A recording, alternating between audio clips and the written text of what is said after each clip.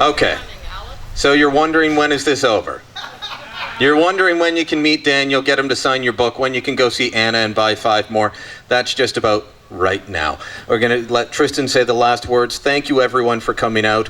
We'll be here mingling, lingering for a little while. Drop by, say hello. Thanks, Brian. Thank you, Brian. Just before we close, I want to make an appeal to you. Most of you would have received this little brochure, Partner for Freedom, Leave a Legacy. You know, I heard several speakers talk about their surprise with the level of apathy amongst Ontarians today. And I'm sure that many of you have commented. In fact, I had one lady, Kathy, actually say to me, you know, have you gotten any reaction from your t-shirt? And I wasn't thinking initially what she said. I said, yeah, I've received. She says, well, I've hardly received any reaction, maybe 2 people. And I thought about it and thought, no, that's actually correct. Very few people have taken the time to look at what my t-shirt says and then react to it, you know? I mean, it's provocative in a sense. And the problem is we're facing a generation of voter apathy.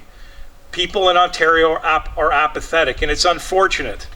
But one of the ways to counter that apathy, of course, is to provide valuable information that can be easily disseminated. We've heard reference to the mainstream media, which I usually like to refer to as the lamestream media.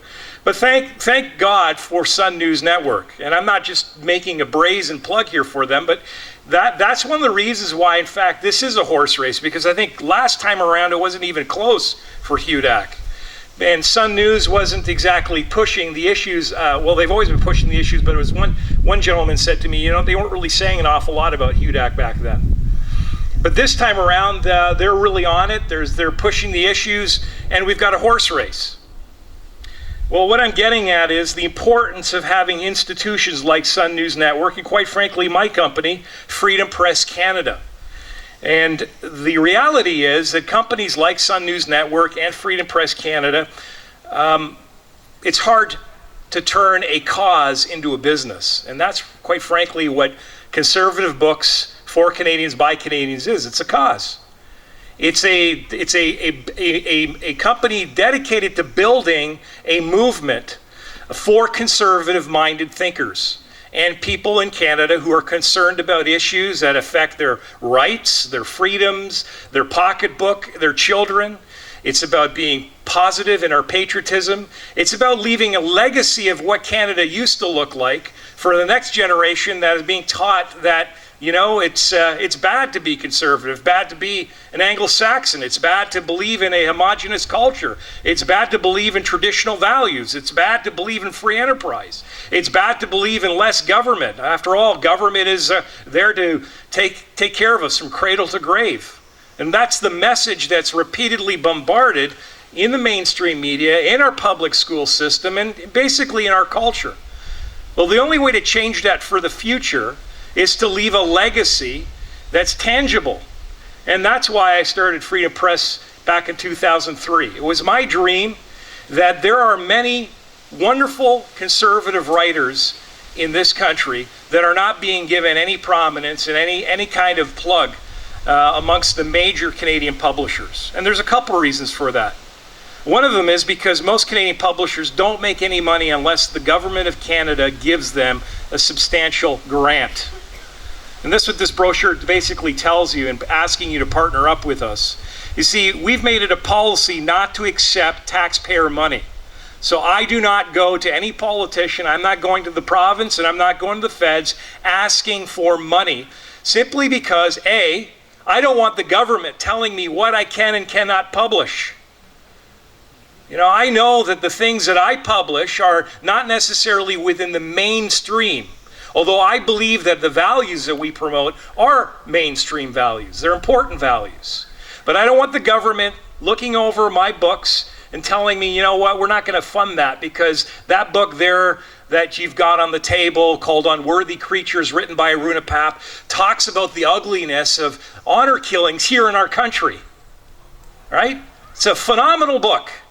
If you want to know about what's taking place in the West Indies culture here in Canada and Ontario, pick up a copy of her book, Unworthy Creature. It talks all about honor killings, what took place in the Punjab and what's taking place here in Canada. Or there's another book on my table, the book called Unveiled, a Canadian woman's fight against Sharia, misogyny, and radical Islam. She's Muslim, and she's writing about some of the problems within her culture. And she's writing in such a fashion that most of the mainstream wouldn't want to pick her up. But I took the chance of publishing her because I thought this is a message that needs to get out. You know, Brian Lilly's book, CBC Exposed, talking about the problem with public funding broadcasters and how they've abused our tax dollars to funnel their agenda and how they slant the truth.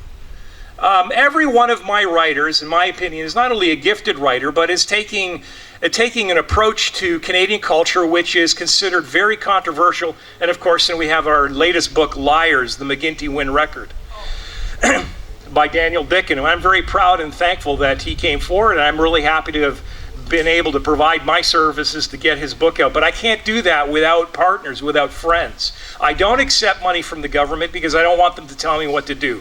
But I do need supporters because, let's face it, folks, this is not $1 million enterprise. Very few people read books, unfortunately, and it just seems to be getting worse when you go south of 40.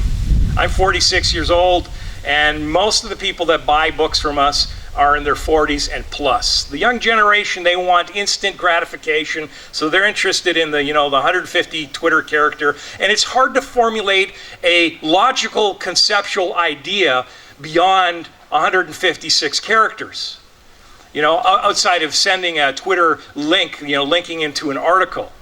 But the reality is, things are so bad that I think a lot of the younger generation, they have no idea what conservatism really means. Because no one outside of Sun News in the Canadian context is presenting a rational, cogent, worldview analysis of what it means to be conservative. That's why I have Freedom Press. It's about conservative writers who are Canadian writing for Canadians. But I want there to be a plethora of writers that I can present not only to you, but to the next generation of Canadians that one day is going to wake up and go, there's a big problem we have, and that's government's telling me everything that I can and cannot do. Is there another way to look at this? Well, I want them to be able to find Freedom Press and find the valuable help that they can get, not only from print books, but ebooks. And to do that, I'm making an appeal to you to partner up with us. There's several ways you can do that. You can buy lots of books today. You can buy up all the books I have here from Liars. If you've got a copy, buy a book for a friend, disseminate that, give that out. Sign up for our e-newsletter. Or take on one of these partnership levels. You get a free book, you get a t-shirt, and you contribute to the building of a publishing company that I hope will stand the test of time. I don't need government giving me money because I don't want them to tell me what to do, but I am appealing to the marketplace. I know that many of you believe in these values, and I've heard many people say, what are we going to do with the next generation? How are we going to pass on this legacy? Well, one of the ways you can do that is through books and information. I know it's not very glamorous, and I wish there was another way around it, but it's one of the tools necessary for building a conservative movement. We've got conservative media and Sun News Network, and now you have an exclusively conservative publishing house in Freedom Press Canada. And to do that, I need your help. Take a look at this. Go see Anna at the table. You could talk to me. Brian's around. You can talk to him about Freedom Press, and certainly Daniel's here to sign your books. Thank you so much for coming out. I want to thank Peggy Kelly and Beth Trudeau for their wonderful support, and Guy also, thank you so much for providing the sound system. Thank you so much for coming out on this glorious day. Remember, June the 12th, we're going to vote with our mind, we're going to vote with our heart, and we're going to vote these bums out.